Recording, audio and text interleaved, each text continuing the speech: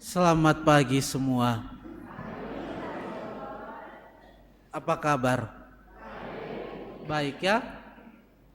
Walaupun cukup panas ya, banyak yang kipas-kipas juga. Makanya beli kipas seperti saya supaya tidak kipas-kipas.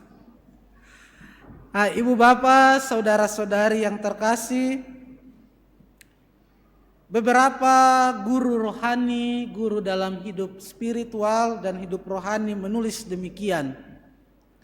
Apa yang mendasar dan penting dalam hidup rohani adalah bahwa orang itu bertumbuh. Apa yang mendasar dan yang penting dalam hidup rohani adalah bahwa orang bertumbuh. Apa yang buruk pertama-tama bukanlah kesalahan dan dosa, melainkan kemandekan. Apa yang buruk pertama-tama bukanlah kesalahan dan dosa, melainkan kemandekan. Kemandekan berarti orang berhenti, menyerah, dan tidak lagi bangkit untuk bertumbuh dan berkembang. Apa yang membuat orang menjadi mandek dalam perjalanan hidup rohani atau tidak bangkit lagi ketika dia jatuh adalah apa yang namanya keterikatan. Keterikatan membuat orang tidak mampu untuk bangkit, tidak mampu untuk bertumbuh dan berkembang.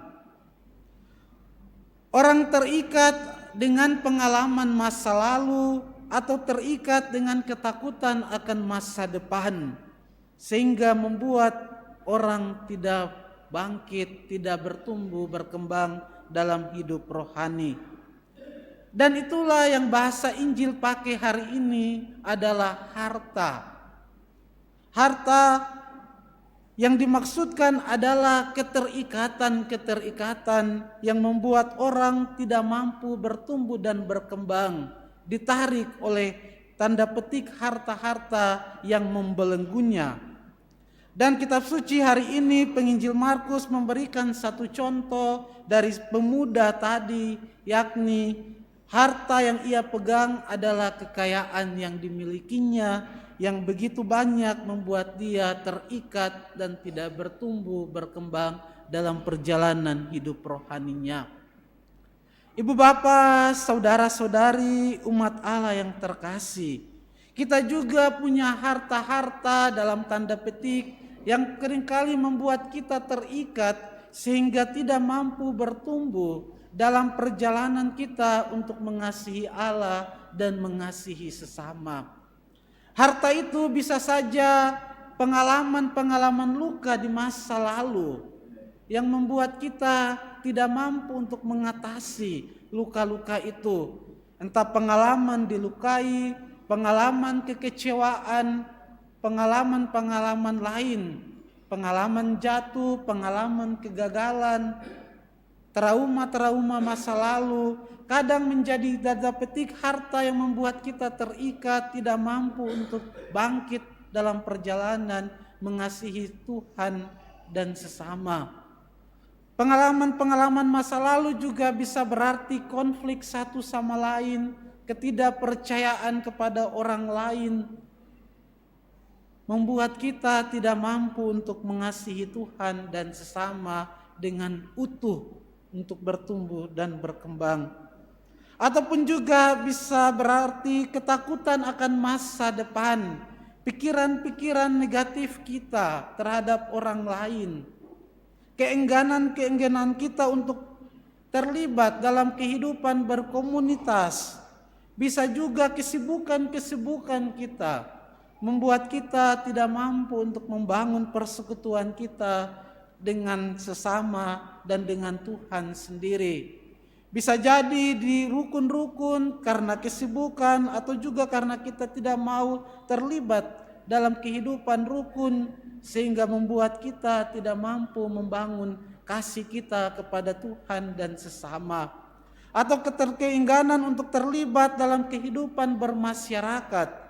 Itulah seringkali menjadi harta-harta yang membuat kita tidak mampu, mengikat kita sehingga tidak mampu bertumbuh dan berkembang dalam perjalanan mengasihi Tuhan dan sesama.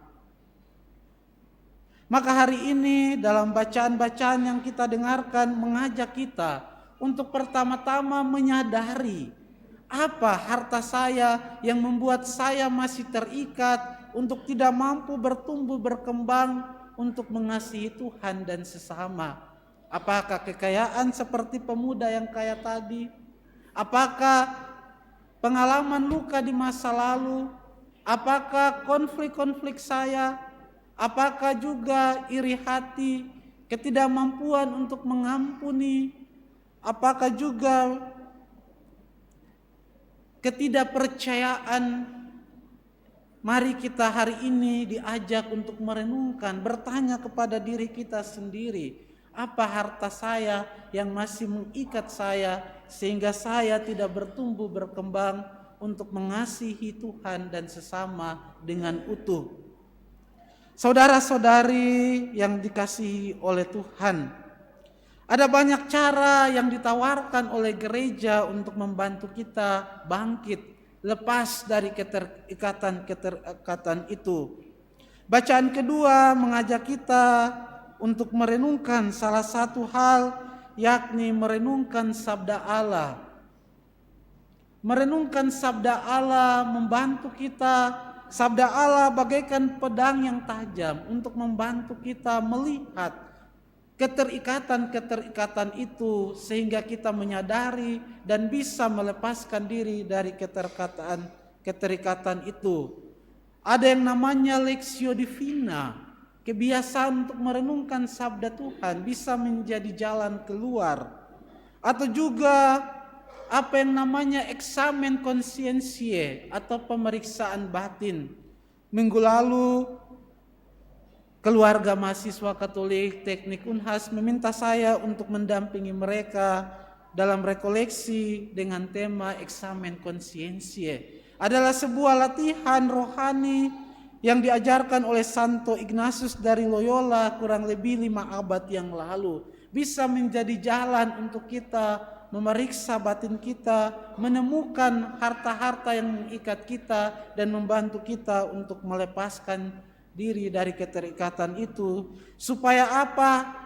Kita mampu mengasihi Tuhan dan sesama secara utuh. Melampaui luka-luka, keterikatan-keterikatan kita. Dan itulah panggilan utama kita yang diajarkan oleh Tuhan, yakni mengasihi Tuhan dengan seluruh diri kita. Dan yang kedua, mengasihi sesama seperti kita mengasihi diri kita sendiri. Karena hanya dengan mengasihi diri kita, kita mampu untuk mengasihi sesama seperti diri kita sendiri.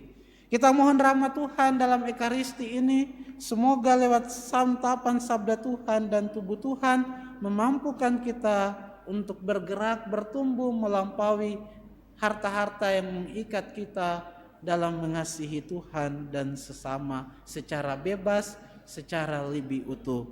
Supaya kelak juga hidup kekal sebagaimana janji Yesus dianugerahkan kepada kita. Tuhan memberkati kita semua. Amin.